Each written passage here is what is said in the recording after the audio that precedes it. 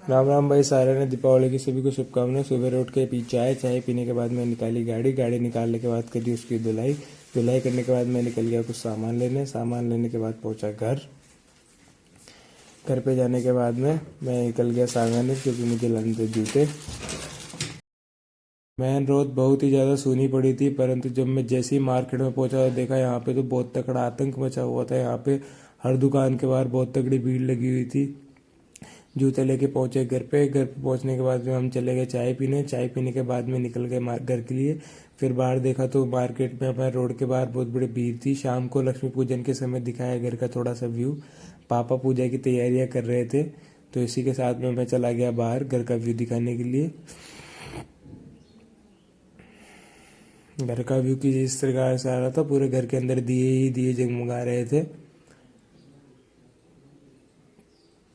साथ में मैं चला गया बाहर दियों को दिखाने।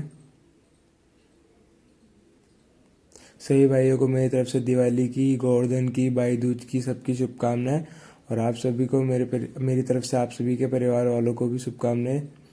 दीपावली में लक्ष्मी पूजन करने के बाद में सभी शाम को मंदिर बैठने के बाद पूजा में बैठने के बाद में हमने करी थोड़ी देर पूजा और करा लक्ष्मी जी को याद। उसके बाद में हम रात को निकल गए गेड़ी मारने पूरे मार्केट के अंदर, पूरे जयरन मार्ग पे। उसके बाद बनाई एक छोटी सी क्लिप जो हमने इंस्टा पे और यूट्यूब पे दोनों पे अपलोड करी है।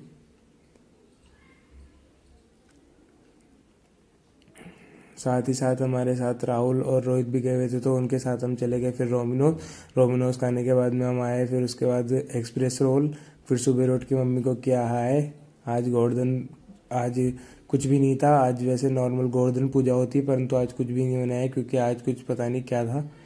उसके बाद हम चले गए लैंडस्केप पार्क में। वहाँ से आने के बाद आए मंदिर में करा जय श्री राम और चले गए मार्केट की साइड में। शाम को देखा तो हमारे साथ हो रही थी फटाखे मस्ती, जो हमारी गली में कुछ लड़के कर रहे थे। हमारे पिंटू भाई फटाखे फोड़ रहे थे अजीबोगरीब तरीके से, तभी इनके साथ में हो गई ट्रेजेडी। ये बोले कि मैं हवा में फटाखे उछाल के फोड़ सकता हूँ। ये देखो,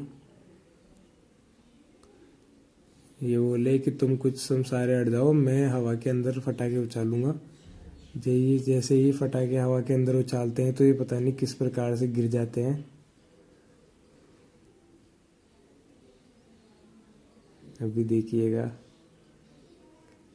ये लो भाई साहब बहुत तगड़ी तरीके से गिरे और फटाके भी उसी टाइप पे आके गिर गए।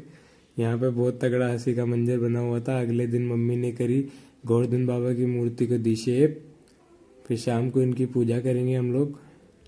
इनको अच्छे से शेप देने के बाद में मम्मी ने किया है और हमको देखा मिनी रोड पे छत में वैसे मान जाओ तो हमारे इसके अंदर हाथ जो टेढ़ा होकर चला गया किसी और की दुकान के अंदर।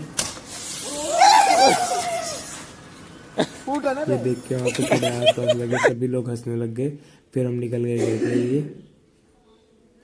घर पे आने के बाद हम चले गए शाम को मानसरोवर, क्योंकि आज आशीष भाई का बर्थडे था। आशीष भाई का बर्थडे की वो पार्टी दे रहा था और मेरा मंगलवार था। मैंने कुछ भी नहीं खाया, लेकिन फिर भी मैं पार्टी में गया था। सारे भाइयों को करवाया ब्लॉग के अंदर हाय और फिर चले गए जेवीटी जाने के बाद में हमने पी कोल्ड ड्रिंक पीने के बाद में दादाजी को घर छोड़ के मैं आया मंदिर के गेट बंद करने के बाद पहुंचा घर। मम्मी लाके फिर दूध पिया, जो कि हल्दी वाला दूध था। दूध पीने के बाद में सुबह जल्दी उठ के हम निकल गए नानी के घर की तरफ, क्योंकि आज नानी के घर की तरफ जाना था। रास्ते में थोड़ी देर रुक के बनाए हमने एक क्लिप, जो मैं आते हुए गाड़ियों की वैसे ही नॉर्मल वीडियो बना रहा था। कौन स्पीड में आ रहा है, कौन धीरे जा रहा है, तो गाड़ियाँ काफ़ी स्पीड में आ रही थी। आप लोगों को भी अगर बचना है तो हेलमेट लगा के और गाड़ी की सीट बेल्ट वगैरह लगा के फिर गाड़ी चलानी चाहिए। जो ट्रैफिक रूल्स हैं उन्हें नॉर्मली सारे रूल्स को फॉलो करना चाहिए। उसके बाद आप पहुँचे हम हमारे गांव नानी के। यहाँ पे मिट्टी है जो काली मिट्टी पाई जाती है।